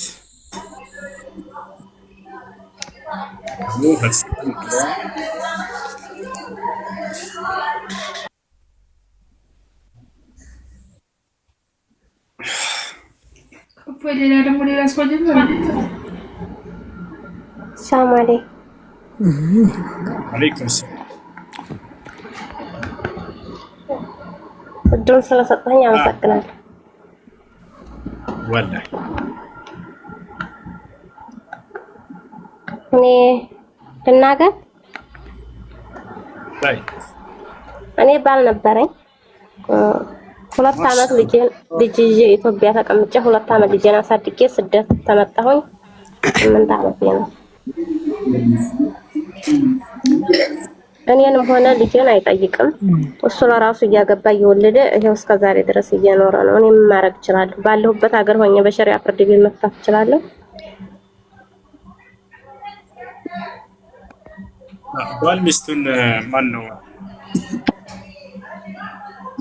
ማስተዳደር ሳይችል ሌላ ሁለተኛ ሚስት ማን ጋር ነው የሚረብሽ ድምፅ ያለው? እኔ ጋር የት አድርጋ? ባል ሚስቱን ማስተዳደር ሳይችል ሁለተኛ ሚስት ማግባት በመጀመሪያ አይፈቀድለትም። ጭራሽ እሺ ያገባ ከዚያ በኋላ እንደገና ከመጀመሪያው የወለዳትን ልጅ አላስተዳድርም ካለ ሌላ ሁለተኛ ጥፋት ነው። የማስተዳደር ግዴታ አለበት ባል ሚስቱን። አላህ ስብሓነሁ ወተዓላ በቁርአን ላይ ይህን ግዴታ አድርጓል በአባቶች ላይ። ወልዋሊዳቱ ዩርዲዕነ አውላደሁነ ሐውለይኒ ካሚለይኒ ሊመን አራደ አን ዩቲመ ረዳዐ ወዐለል መውሉድ ለሁ ሪዝቁሁነ ወኪስወቱሁነ ቢልማዕሩፍ ይላል። ለተወለደው ልጅ ሲሳያቸውን የሚበሉትን፣ የሚጠጡትን፣ የሚለብሱትን ማሟላት ግዴታ አለበት በእርሱ ላይ ብሎ ተናግሯል። ይህን አላደርግም ካለ ጥፋት ላይ ያለው ቃለ ነቢ ሰለላሁ ዐለይሂ ወሰለም ኩልኩም ራዒን ወኩልኩም መስኡሉን ዐን ረዕየቲህ ወረጁሉ ራዒን ፊ አህሊ በይቲሂ ፊ አህሊሂ ወመስኡሉን ዐን ረዕየቲህ ወልመርአቱ ራዕየቱን ፊ አህሊ በይቲሃ መስኡለቱን ዐን ረዕየቲሃ አضየዐት አም ሐፊዘት። እና ስለዚህ አባት ቤተሰቡን ላይ ኃላፊነት ተጥሎበታል። ያንን ኃላፊነቱን ይጠየቃል ነገ የትንሣኤ ቀን ካልተወጣ ብለዋል ነቢ ሰለላሁ ዐለይሂ ወሰለም። ጠበቀም አልጠበቀም መጠየቁም አይቀር ነው። ስለዚህ ከሚስትህ ጋር ብትፋታም በራሱ ሚስትህን የማስተዳደር ግዴታ አለብህ። ማን ነው ልጆችህን የማስተዳደር ግዴታ አለብህ። ያን አላደርግም ብሎ እምቢ ካለ ይህን ግዴታውን ሸሪዓዊ ግዴታውን አልወጣም ካለ ሚስት ባሏን ፍቺ መጠየቅ ሐቅ አላት። አይ እሺ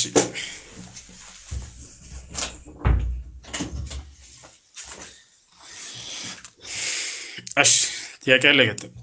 ሰዎች ከቻላችሁ አንድ ኮፒ ሊንክ አድርጉ። እሺ ገስት ላይ ሰው አይታይም። ሰላም አለይኩም። ሰላም ወራህመቱላህ።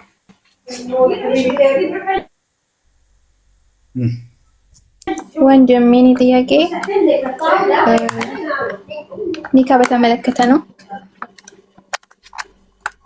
እና የተፈጠረው ከ7 ወይም ከ8 ዓመት በፊት ነው።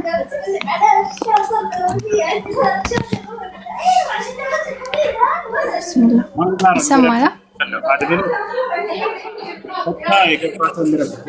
እሺ አንድ ጊዜ ቆይ ብረት እስከ أنزلوا تحت بسرعة يلا. إيش قطعت إياك يا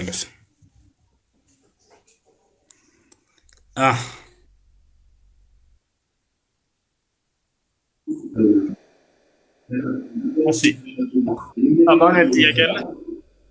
አዎ ጥያቄ አለኝ ወንድሜ። ሰላም ነው? ሰላም ነው አልሐምዱሊላህ። እንዴት ነው? እኔ እኮ የሆነ አንድ ግግር የሚል ጥያቄ አለ ልጠይቅህ ነበር። ይሰማል? እኔ አሁን ክርስቲያን ነኝ። አንተ ወንድሜ ማትሻለው?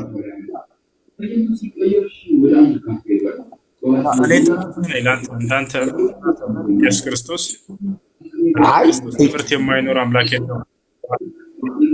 ጥያቄ መልስልኝ። እኔ ሌላ ጥያቄ ልጠይቅ ስለፈለኩ እኔ አንተ ወንድሜ ማትሻለው? አትችልም እያልኩህ ነው። ማስረጃ ልስጥህ እያልኩህ ነው። ማስረጃ በኋላ ትሰጠኛለህ። አሰላሙ አለይኩም ብዬ ነገር ወአለይኩም ሰላም ብላት አዳምጠኛ። ሌላ ጥያቄ ልጠይቅ ስለፈለኩ እኮ ነው። እሺ ተናገር። እሺ እኔ አንተን ወንድሜ ማለት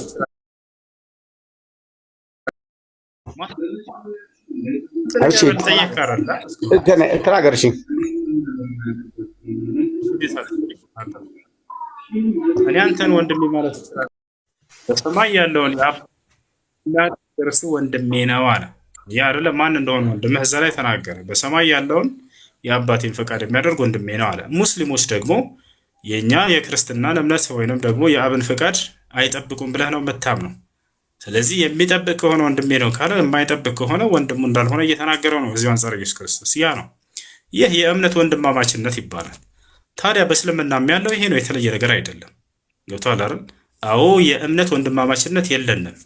አላህ ቃል በቃል በቁርአን ላይ ሲናገር ኢነመል ሙእሚኑነ ኢኽዋ አለ። አማኞች እነርሱ ናቸው ወንድማማቾች አለ። በአላህ የሚያምኑ ሰዎች የእምነት ወንድማማችነት አላቸው።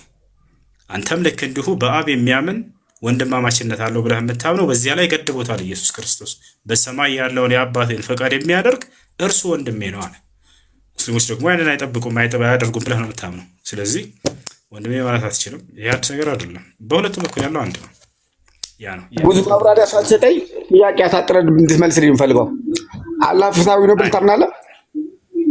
አላህ ፍትሃዊ ነው ብለህ ታምናለህ? አዎ ጥሩ። ለምሳሌ ሰው የገደለ ይገደል ይላል ቁርአን አይደል? የገደለ ካለ ይገደል።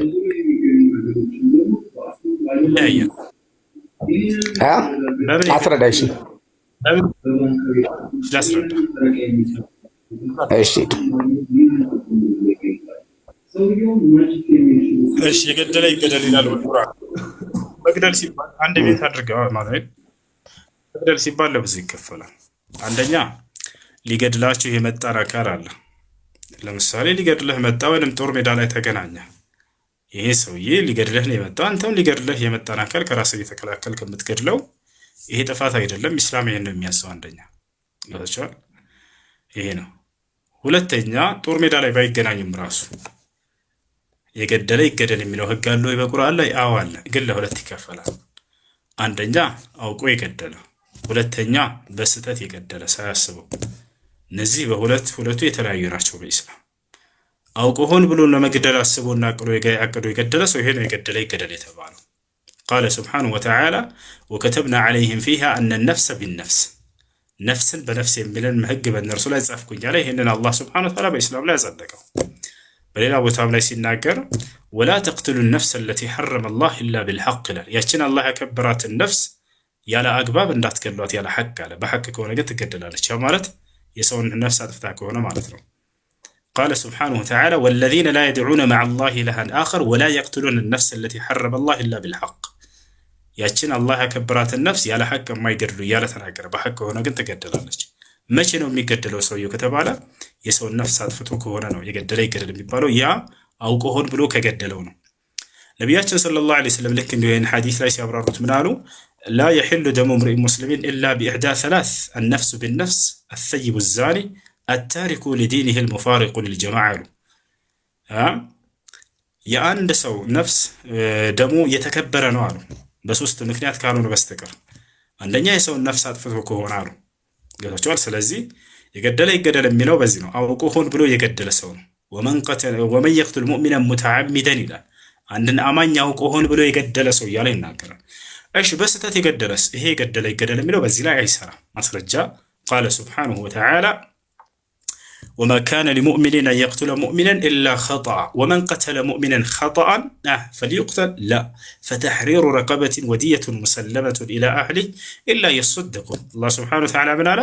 አንድ አካል ሌላኛውን አካል በስተት ካልሆነ በቀር ሊገድለው አይገባውም ካለ በኋላ በስተት የገደለ ሰው ግን ይገደል ሳይሆን ያለው በስተት የገደለ ሰው ለቤተሰቦቹ የሚሰጠን ካሳ ወይንም ጉማ ይስጥ አለ።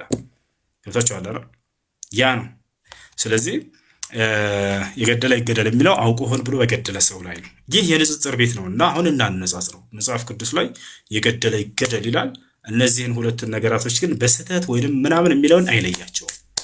በምንም መልኩ ግደል ትገደላለህ። እግዚአብሔር መጽሐፍ ቅዱስ ላይ ምን አለ? ሰው ሰውን ቢመታው ቢሞትም ያ የገደለው ሰው ይገደል አለ። ትሰየፋለህ። አማኑኤል አሁን አውራ። ጥሩ ደስ ይላል። ግን አላህ ወይ ፍትሃዊ አይደለም ወይ እንደገና አቅም የለውም ማለት ነው። ይገደል የሚል ከሆነ አዳምጠኝ እንዳታቋርጠኝ ማለት ነው።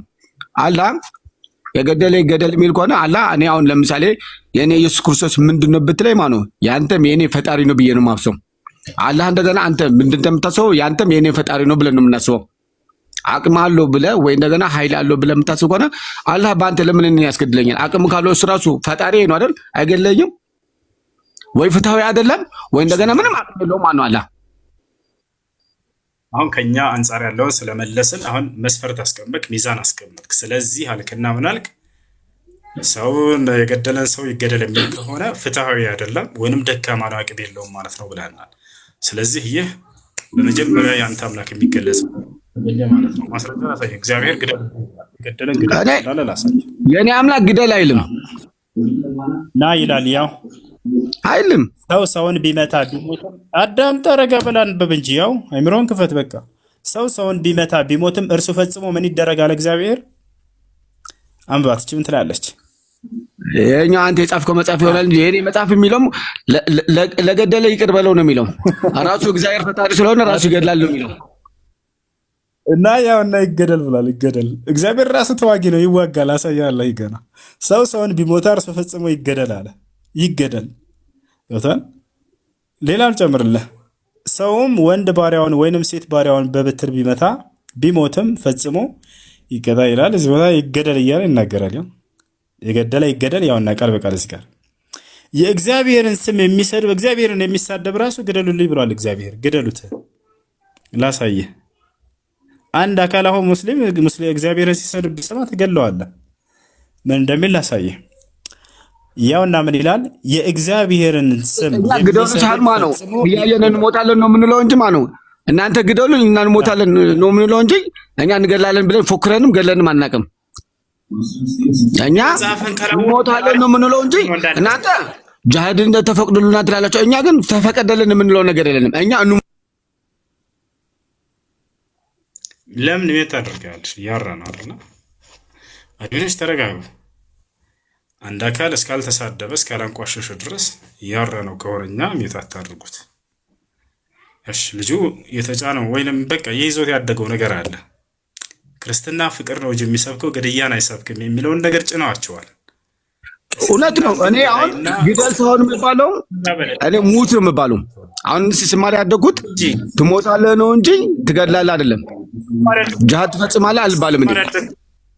እኔ የኖርኩበትም ጭምር ነው።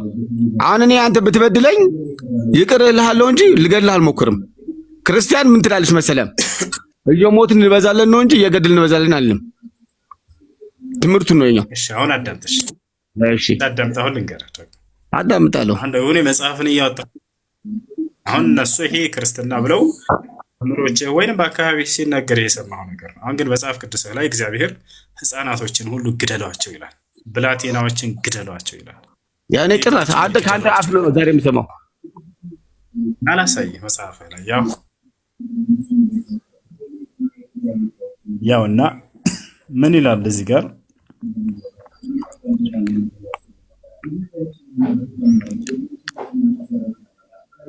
ቁጥር 2 ላይ ምን ይላል? የሰራዊት ጌታ እግዚአብሔር እንዲህ ይላል፣ እስራኤል ከግብጽ በወጣ ጊዜ አማሌቅ በመንገድ እየተቃወመ ያደረገበትን እበቀላለሁኝ አለ እግዚአብሔር። ይበቀላል፣ የበቀል አምላክ እግዚአብሔር ይበቀላል፣ ራሱ ይበቀላል። ቀደም እኮ ነግሬሃለሁ፣ እግዚአብሔር ይበቀል ራሱ። አሁን እግዚአብሔር ያደረጋምናለሁ፣ አዳምጠኛ። እግዚአብሔር ይበቀላል፣ እኔ ግን አልገድልም። እግዚአብሔር ያንተ ፈጣሪ የኔ ፈጣሪ ስለሆነ ይበቀላል። አሁን አላህ ተካማና ያልኩ በልጆቹ ለምን ያስገድላል ነው የምለው። አዳምጥ። ያውና እግዚአብሔር ግደሉ ሊልኩ ነው ህፃናት ልጆች እያዳመጥኩ ነኝ። ያውና ምን አለ እግዚአብሔር? አሁንም ሄደህ የአማሌቅን ምታ፣ ያላቸውንም ሁሉ ፈጽመህ አጥፋ፣ አትማራቸውም አለ የርህራሄ አምላክ። አትማራቸውም ካለ በኋላ ወንዱንና ሴቱን ብላቴናውንና ህፃኑን ህፃናቶችን ከዛስ በሬውንና በጉን ግመሉንና አህያውን ግደል። አቶ ምስኪን አህያ ራሱ አልቀረለትም ግደሉት የሚል ህግ ወጥቷል። ምስኪን አህያውን ግደሉት አለና አዲስ ኪዳን ላይ ደግሞ ሂድና የሰው አህያ ፈታችሁ አምጡልኝ አለ ኢየሱስ ክርስቶስ። አህያዋን ዘብቶ ወደ ኢየሩሳሌም ገባ ይለናል። አሜን ነው። ያውና እዚህ ጋር ግደሉ ብሎ አዟት፣ እዛ ላይ ደግሞ አህያ ታስፈልገኛለች አምጡልኝ አለ። እዚህ ጋር ያውና ህፃናቶችን ሴቶችን ግደሏቸው አለ። አሁን ከኢስላም ጋር እያነጻጸረ ብዙ ጊዜ በመካከል እያቋረጠኝ ነበር። እስኪ እናነጻጽርላት። ነብዩ መሐመድ ሰለላሁ ዐለይሂ ወሰለም ምን አሉ ከተባለ ያውና እንመልከት። አሁን ነብዩ ሰለላሁ ዐለይሂ ወሰለም ምን አሉ? አንዴ እባክህን አንዴ መረጋጋት። አረኛ ተነገርኩ እኮ ጨርስ። ላ ተቅቱሉ ጥፍለን ሰጊር። ነብዩ ሰለላሁ ዐለይሂ ወሰለም አደራ ህፃናቶችን፣ ሴቶችን፣ ሽማግሌዎችን እንዳትገሏቸው አሉ። እግዚአብሔር ምን አለ? አደራ ሴቶችን፣ ህፃናትን፣ ሽማግሌን ግደሉ አለ። ያ ሰላም ያ ሰላም ያ ሰላም።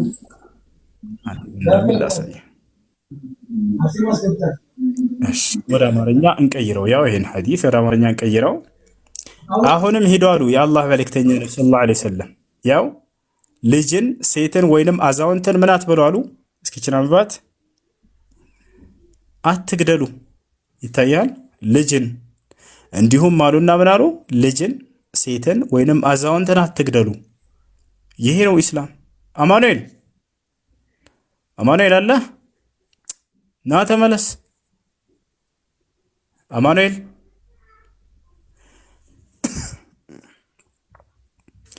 አማኑኤል በቃ ወጣ። ምንም ማድረግ አይቻልም። ያው እና ማነጻጸር ስለፈለገ ነው የሚነግሯችሁ። ሌላ ነው። እስልምና አራጅ ነው፣ ገዳይ ነው ይሏችኋል። ያው ነብዩ መሐመድ ሰለላሁ ዐለይሂ ወሰለም የአላህ መልእክተኛ ሴቶችን፣ ህፃናቶችን፣ አዛውንትን አትግደሉ ይላሉ። ሌላ ልጨምርላችሁ፣ ሌላ ትልቅ ሰርፕራይዝ። ምን እንጨምርላችሁ? የገዳማት ሰዎችን አትግደሉ እያሉ ተናግረዋል። ሁላ ግን ክርስትና አዳምጡ አንዴ። ነብዩ ሰለላሁ ዐለይሂ ወሰለም እዚህ ጋር እዚህ ሐዲስ ላይ ሲናገሩ ምን አሉ? ተመልከቱ። የአላህ መልእክተኛ ነብዩ ሰለላሁ ዐለይሂ ወሰለም ምን አሉ? ሰራዊቶቻቸውን በላኩ ጊዜ በአላህ ስም ውጡ፣ በአላህ የማያምኑትን በአላህ መንገድ ተዋጉ፣ አትክዱ፣ አትስረቁ፣ አትቁረጡ፣ ልጆችን አትግደሉ ካሉ በኋላ ምን አሉ? የገዳማትንም ሰዎች አትግደሉ ይሉ ነበር። አላሁ አክበር። የገዳማት ሰዎችን፣ የቤተ ክርስቲያን ሰዎች፣ የእምነት ሰዎችን እንዳትነኩ እያሉ ያስጠነቅቋቸው ነበር። ሰላም አለይኩም ኡስታዝ፣ አንድ ጥያቄ ብቻ አለኝ። ጥያቄ ፈድናሽ። ሰላም ብያችኋለሁ ሁላችሁ። ሰላም። ጥያቄው ደግሞ ትንሽ ነበር። አንድ ጥያቄ ብቻ ነውና አንድ ክርስቲያን ወገናችን እኔ አጠገብ ላይ ነበረና ምን አለ? ሳውዲ አረቢያ ላይ ለድንጋይ ነው የሚሰግዱት፣ እናንተ ድንጋይ ነው የምታመልኩት ያለኝ፣ እሱን ልታስረዳኝ ትችላለህ ወይ ነው? መስናዳም አላህ አጠገብህ ነው። ቶላ አዎ እሺ ያናግረኝ ካለ ያናግረኝ። እሺ ሰላም እንታወቅ። ሰላም ነው፣ እንዴት ነው? ኡስታዝ እንደዚሁ መልሱለት በቃ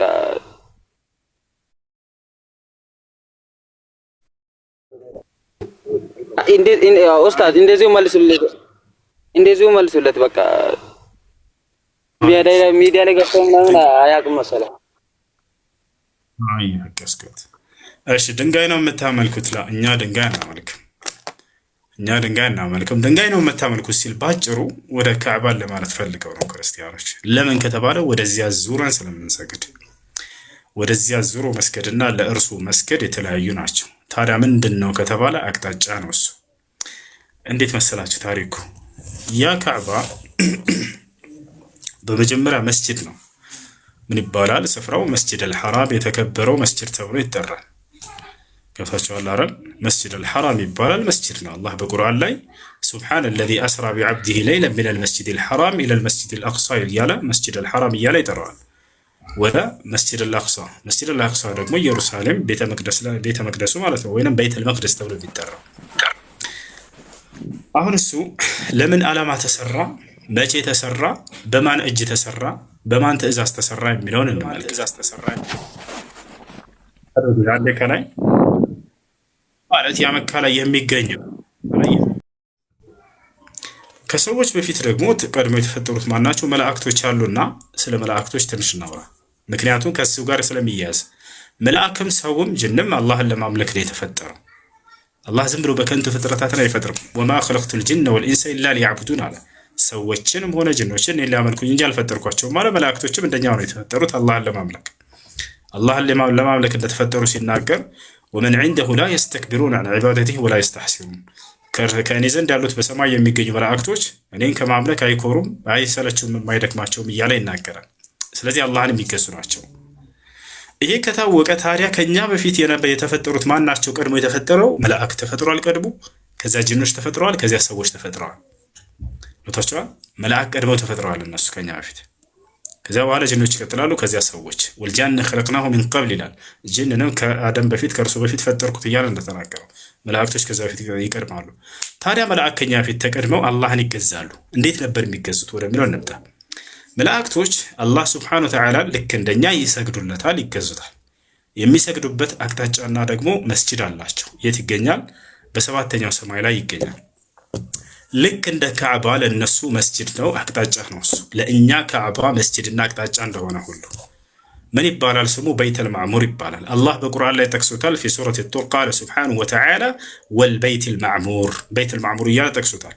አቅሰመ አላህ ስብሓነሁ ወተዓላ ቢሂ ፊ ሱረት ጡር፣ በሰባተኛው ሰማይ ላይ ይገኛል። ነቢያችን ሰለላሁ ዐለይሂ ወሰለም ወደ ሰባተኛው ሰማይ እያረጉ እያለ ሰባተኛው ሰማይ ላይ ሲደርሱ ያጋጠማቸው ሲናገሩ اطلعت في السماء السابعة فرأيت إبراهيم عليه السلام مسندا ظهره على بيت المعمور وبيت المعمور مسجد للملائكة وقبلة لهم يدخل فيه كل يوم 70,000 ملك من دخل إليه مرة لن يعود إليه إلى يوم القيامة كما قال النبي صلى الله عليه وسلم. ወደ ሰማያት እያረኩኝ ያለሁኝ ያለው ነብዩ ሰለላሁ ዐለይሂ ወሰለም ሰባተኛው ሰማይ ላይ ሲደርስ በይተል ማዕሙር የሚባለውን የመላእክቶችን መስጂድ አየሁት። አብርሃምም ወደ እርሱ ጀርባውን አስጠግቶ ተመለከትኩኝ አሉ። አብርሃም ሲያገኛቸው ጊዜ ኢብራሂም ዐለይሂ ሰላም መርሐበን ቢብኒ ሷሊህ ወነቢይ ሷሊህ አላቸው። መልካሙ ልጄ፣ መልካሙ ነቢይ እንኳን ወደ ሰማይ ዓለም መጣህ አላቸው።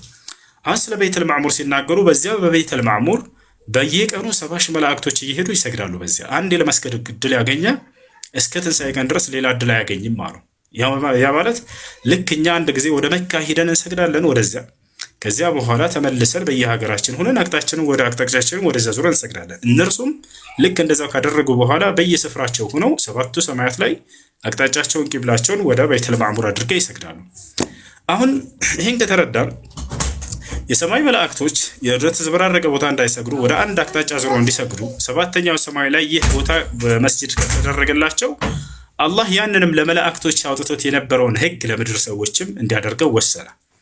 ገብታችኋል? ስለዚህ በምድር ላይ ያ ካዕባ እንዲሰራ ታዘዘ። መቼ ነው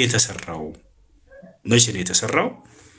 كسول جو تاريخ مجمّر يجمّرال قال سبحانه وتعالى في سورة آل عمران إن أول بيت وضع للناس للذي ببكة مباركة وهدى للعالمين فيه آيات بينات مقام إبراهيم ومن دخله كان آمنا ولله على الناس حج البيت من استطاع إليه سبيلا ومن كفر فإن الله غني عن العالمين إن أول بيت وضع للناس لسوج مجمّرة يتسروا بيت أملكه بمدر لي للذي ببكة يا مكة لا يمكنيون على ለመጀመሪያ ጊዜ ለሰዎች የተሰራው ሲል ጊዜ የሰዎች መጀመሪያ ማን ነው? አዳም። ስለዚህ ከአዳም ጀምሮ የነበረ ቤተ አምልኮ ነው። ገብታችኋል? ስለዚህ ከዛን ጊዜ ጀምሮ የነበረ ነው። ሰዎች በምድር ላይ ሲመጣ ጊዜ የመጀመሪያው ሰው አምላኩን አላህ Subhanahu Wa Ta'ala የሚገዛበትን ስፍራ ያን ቦታ እንዲሰራ ታዘዘ። የመጀመሪያው ነብይ ማን ነው? የአምላክን ትእዛዝ ተቀብሎ ምድር ላይ የሚፈጽመው አዳም ነው።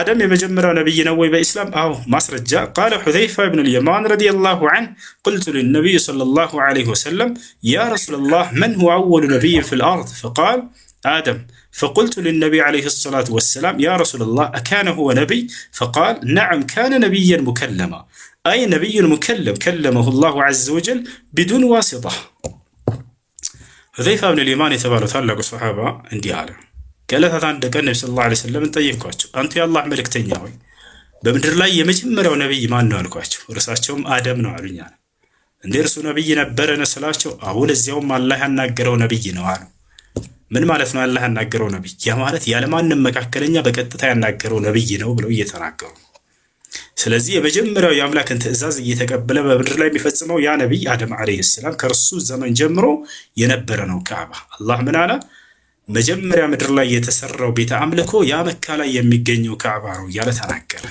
ስለዚህ ለምን ዓላማ ነው የተሰራው ለሁለት ዓላማ ነው አንደኛ የስግደት ወይንም የሶላት አቅጣጫ ይሆን ዘንድ ገብታችኋል እምናመልከው ማን ነው አንዱን አምላክ አላህ ነው ፈሰሊ ለረቢከ ወንሐር ለጌታህ ብቻ ስገድ ለእርሱም ብቻ ሰዋ እንዳለ ገብታችኋል ለአላህ Subhanahu Wa Ta'ala ብቻ መስገድ ነው ግን እርሱ ምንድነው አንደኛ መስጂድ ነው መስገጃ ስፍራ ነው ሁለተኛ ደግሞ አቅጣጫ ነው እሱ ገብታችኋል ያ ስለዚህ ከአደም ጀምሮ ነበረ ሰዎች በየትኛውም ስፍራ ሲሆኑ ወደዚህ አቅጣጫ ዙረው እንዲሰግዱ ታዘዙ አላህ በቁርአን ላይ ሲናገር ለምን እንዳዘዘ ያንን እንዲሰራ ለነብዩ ሰለላሁ ዐለይሂ ወሰለም ሲነግራቸው በቁርአን ላይ ፈወሊ ወጅሀከ ሸጥረ المسجد الحرام ሶላትን በምትሰግድ ጊዜ ፊትህን ወደ ቂብላ አቅጣጫ ዙረህ ስገድ አለ ያቺያ ስለዚህ ኢብራሂም አለይሂ ሰላም እስኪመጣ ድረስ በዚያ ሁኔታ ቆየ ልክ ኢብራሂም አለይሂ ሰላም ደግሞ በዘመኑ አደሰው ኢብራሂም አለይሂ ሰላም በዘመኑ እንዲያድሰው ተላከ ከማን ጋር ከልጁ ከኢስማኤል ጋር አድስ የሚል ቃል ኪዳን ተያዘ ከአላህ Subhanahu Wa Ta'ala ዘንድ